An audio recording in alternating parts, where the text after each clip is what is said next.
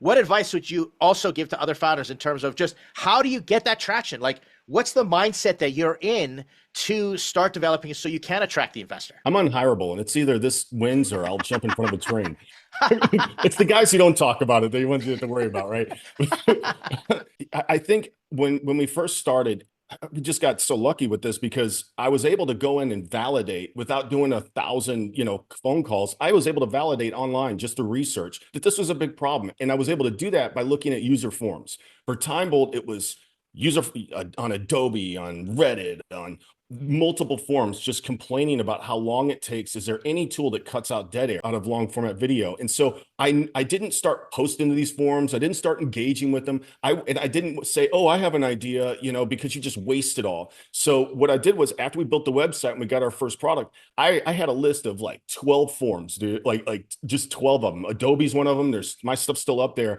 And that I went and posted, put the link back to the website. And so what happened was I got really good link value from the posts. I got validation from the people that were in those posts that, there was like other solutions that they tried. People started saying, oh shit, this TimeBolt thing really works. And so that started building. And so not only did I was able to reach those communities, I also had the link juice to come back. So then in 2019 up to 2022, if you looked up automate jump cuts or remove silences automatically, we're the first ones to show up. I mean, still are. But obviously, there's been something that happened in between that's called AI. So, well, we'll talk about that in just a moment. Talk about that in a little bit. I want to reiterate to the founders that are watching this how important what Doug said is in terms of, we call it community hacking, customer discovery, idea validation via community hacking is important. If you can find an online community and you can clearly identify that they have that pain and you could slip into there and start having those conversations. Talking to a founder the other day, and he's doing sort of this Airbnb for golf carts, right? In these golf cart communities. And where do you go? All online, where people are talking about golf carts and this and that. And then bam, he puts out one post and gets 40 signups right away to his website. So now he's got cause and effect because he's picked the right community instead of just putting something out in the ether. Doug, you're not out there just posting on your LinkedIn, hey, try my stuff, remove spaces using TimeBolt. You went to the community that were complaining about this and you said, I've got a solution for you. And that's, you're like, it just bam, like A leads to B, leads to C. That was your secret. And I think all founders need to learn how to navigate the communities online and hack those communities for that traffic. What do you think? I think so. I was quite frankly shocked that a couple of these communities like Adobe and Camtasia, like they just let us put our stuff on there. Like they don't just allow all spam, they will moderate you, right? So it was like, they let us direct people right straight to our website, and it was extremely helpful. Why do you think that is? Because I'm thinking it's because you are helping the community, you're contributing value, and you're doing something that they weren't doing. I think that's the reason they let you coexist. Yes. I don't know how long they knew what was coming up, but they certainly let us coexist and push traffic to us. And actually, we took meetings with Camtasia, took our meeting, and so did DaVinci Resolve as we were creating native integrations. Adobe's Premiere is very difficult to get a hold of. But I mean, through this community, I met the 20-year product manager of iMovie. That was so unexpected. That was awesome. It's like full circle. This guy's looking at my website. I'm like, do you understand how bizarre this is? Yeah, that's great. Okay, so let's talk about something else. Let's talk about AI. Let's talk about finding that niche because, Doug, I think TimeBolt is a fantastic example of how you didn't try to solve all the problems all at once. You didn't try to create a new video editing tool. You didn't try to create the next AI, Gen AI, just upload your video, we'll edit it for you. You solved a very particular problem, established a beachhead. It was this gap, which is automating jump cuts. And I can say without a shadow of doubt, and this is a full endorsement, I will shout it from the rooftops. I use TimeBolt, and we use TimeBolt for these videos. I use TimeBolt for everything now, recording, for editing, everything, because it does the one thing better than any other software, and that is automate the jump cuts. And the jump cuts are so elegant. It looks like an editor actually went in and moved the frames and moved the audio, and it's all done automatically. It's insane how efficient it is. And I tell people I get my videos done in 10% of the time because they ask me, they said, how are you so prolific in your content creation, I say I have to be efficient. So I use the tools and I go with my strengths and I just do these talking head videos. And then Timebolt makes me sound like a genius, cuts everything out. I teach my editors, all my editors have to learn how to use Timebolt, right? So you found this niche. What's your advice to other founders based on your experience to find that niche? Stop trying to solve for everything. Find that one thing that you can get a foothold in and show some traction. Like I just think I think some of it's just luck. I mean, I was going through, I mean, I remember driving down the freaking road, just thinking to myself, I'm like, hold on a second, there really is this big problem. I've been doing startups my whole time. Damn, this really could be something big, and then I start looking at the applications for enterprise and government that needs secure. I think where we also lucked out is it was a strategic decision that Quinston made early on. And that is that we are not like a web service. Okay. You don't upload your video to Timebolt. You process it locally as a local app on your computer. So, I mean, I think our Amazon bill is like $9.99 a month, That's like awesome. before we put some other things on, which we're getting paid for, but like, that just means that I didn't have to raise more capital or take they have these great credits for startups. Like on Amazon, you get $60,000 worth of credits. Well, what I would hate to do, and those have a finite time. What I would have hate to have done was had to, in the first year or two, apply for those credits and then, not even need them because you're still scaling up. But then when you really need them, they're gone. Yeah, and so you're paying cash. Yeah, and you're paying cash. And so that's where I think when it comes to like raising capital, it costs a lot of money. I can only imagine what our competitors are paying in product and storage costs and running AI in the cloud. It's got to be substantial. AI and compute. We have none of that. Yeah, it's gobbling up all the energy. They need nuclear energy now. But let's isolate some of the principles here, teach it all together, because I think you're being very humble. I appreciate your humility, saying I think it was just luck. It wasn't luck, Doug. You actually went and put in the work to research, and you made sure it was validated first.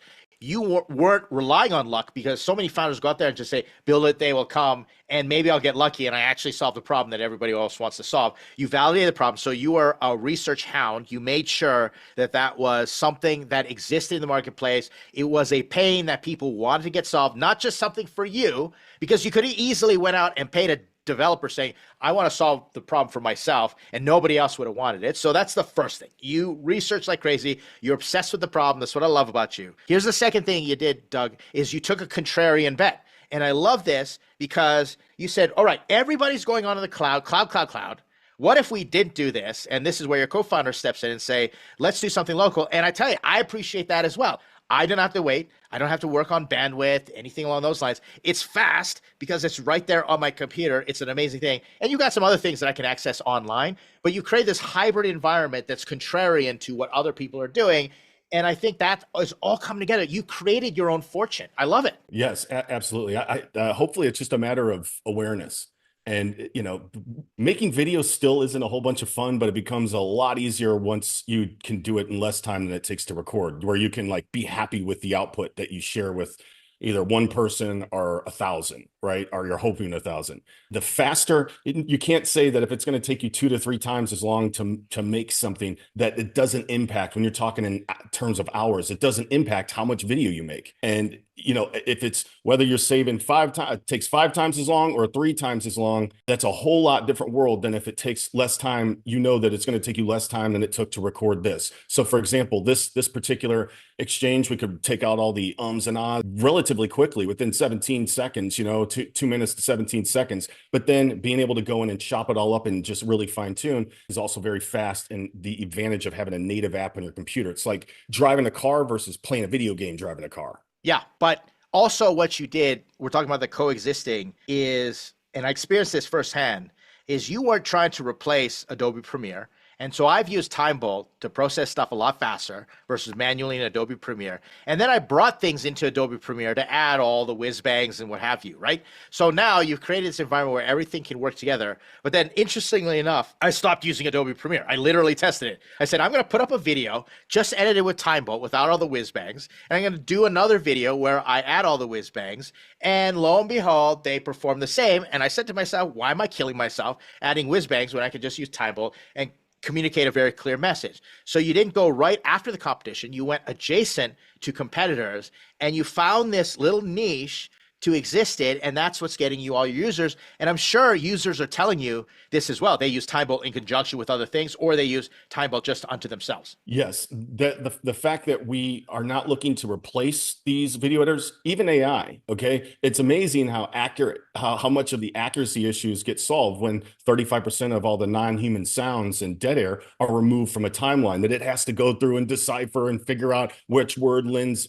at what hundredth of a millisecond. Once that stuff is gone, all of a sudden captions become very simple. And even like free captions that you can get become extremely accurate and usable once your video timeline is all cut up. In many instances, especially when it comes to CapCut, we're the only video editor that you're actually paying for. Yes. And that's fantastic where, again, you're just positioning yourself properly, take advantage of these niches. And to all the founders out there, the riches are in the niches. I say this all the time. You got to start off in a niche, get your traction, get your foothold in there. Like Facebook went to Harvard, we're going to dominate Harvard, and then we're going to go Stanford, then we're going to go MIT. We're just doing colleges right now, and then now Facebook is this behemoth that's doing AI, AR, virtual reality, you name it. That's where TimeBolt is going to go, and I know your product is going to evolve over a period of time. Fantastic. Yeah. I also wanted to bring up when we were asking about like growth levers and how this kind of came to be. What I would recommend to all startups is that, I mean, obviously you say, listen to your customers. Okay. Like that's not a big thing, but what's interesting is that when we had, like for gamers, for example, these guys were going from spending 5 hours and they're all competitive. There's only so many eyeballs that watch live game stream or, recorded game streams on YouTube, but they save so much time that they didn't want to tell anybody about it. Right. Like it's a competitive advantage. Many of the YouTubers, like for the first couple years, it was like even YouTubers are like, I didn't really want to make this video. I kind of feel like I'm letting the cat out of the bag, but because of how much time is saved. So while it's hard sometimes if you have a great product to get people to actually talk about, especially if it's like a big time advantage and people are competitive, but they'll help you build it. And gamers helped us build TimeBolt. YouTubers helped us build TimeBolt. And we took that energy and we put it into a weekly live office hours. And we're like, hey, every week we have customers call in. We do a live Zoom. We can talk about their workflows, any issues that they're having that, aren't solved in support. And then you're actually able to have good content with all your support topics now indexed and searchable on YouTube that show people using your product. And it's an organic way to grow. That's been very successful to us. So another hack lever, as you call it, you built a community, you got your group involved. I'm working with another founder right now, and he's building an app to help people start junk removal businesses, right? And if you know this founder, shout out to him. We're gonna unveil him later on. But I told him, involve your community. And now he's doing exactly what you're doing. We're involving the users, the subscribers who want to start using a software, and he's pre-selling it and he's getting their feedback. And that's what investors want to see. If you can involve your community and your users and they are rabid fans, evangelists for you, and they're contributing to the development of your product, you build that community. Like, how big is that community now? How many people are actively participating and contributing for you? Well, I mean, we've had 43,000 downloads in 4.5 years. So, and that's registered. I mean, you could literally go online, look a link, and not even give us your email address and stuff like that. We ask people to do that because we do have updates and things like that, especially like there's a lot of people that just use TimeBolt for free and share the link. But as far as like the community for us is more about how do we pull people in to specific points in time, like a weekly live office hours where we can utilize our product, be able to show customers asking questions, their reactions to using TimeBolt. So it's like all these kind of free, good or bad. You can come in and badmouth TimeBolt and do it, say you suck, whatever, right? But that typically doesn't happen. But the ability to then recapture that content and cut it up and then repurpose it for people that the point is you don't even want them to have to talk to you. Tell you the truth. I mean, it's great when you meet new customers and stuff like that, but you want to just fit in with their lives so well that they don't even have to talk to you. They can immediately start getting that benefit. And none of these people are coming to you saying, where's the AI? How come you're not building an AI editor? You're solving that problem directly for them. And I think that's the lesson for companies that are competing or trying to compete against AI. Find that niche. Find that little gap that AI is not looking at or is costing so much money and the innovation is like years down the road. Solve that one problem. And as Doug has proven, you will get community. You will get fans like me who evangelize your product and your brand and sell on your behalf. You have an affiliate program, which I enjoy. I get a nice little bump mailbox money every now and then, which is great. And that's another thing. You involve your community in actually distributing Time Bolt and selling. How's that working out for you? Excellent. I mean, that's still one of our primary drivers of revenue, and a lot of it's also recurring revenue that's coming from these guys. But that was extremely effective in the beginning. It still is extremely effective. We have amazing affiliates. What we've seen though is that there's really ever since 2022 when AI came in and really sucked all the air out of the room, everybody just moved to, hey, click 3 buttons and you're edited. You'll never have to edit again, over and over and over and over again. And it's like even people that use even the editors that use AI, they'll like get in there like 8 person, like the top, Final Cut guys that have their own channels, and then they get back in their live Zoom calls, and they're like, "Yeah, I still use Time Bolt. I use Time Bolt." With That's after they awesome. just said click 3 buttons and never have to do anything again. A lot of times now, it's like I think people are just worn out by Yeah, the idea of, the hey, because promise. it just hasn't delivered in Yeah. that way, and it ruins credibility when you're out saying these things, because maybe it worked for you to throw your video in there and you say, okay, I go up here and I click remove filler, and then I go remove the dead air, and then it does it for me. Okay, but what does that mean? Does that mean you're going to go hand that project off to your editor now? Okay, because that editor is going to be going through that timeline and figuring out all the places that you got words cut off, you got the back end of sentences cut off, and thought one thing and cut another. And so it leaves you cleaning up that mess, and it'll take you less time than doing it by hand, but you will still spend 2 to 3 times as long doing it than is necessary. And so we get the disenfranchised now. Instead of people going in and saying, how do I automatically remove silence? Like they're looking up, how do I use AI? We're getting the guys that are like, wait a second, I'm still going through and having all this extra manual work. And so that's where it is incumbent upon us to come up with really creative advertising that's probably, a little autistic. That's my friend, my co-founder said that last ad was just enough to autistic, it might actually work. And and and so being able to craft that and really position ourselves against AI. So hopefully there's a second wave. That's super smart.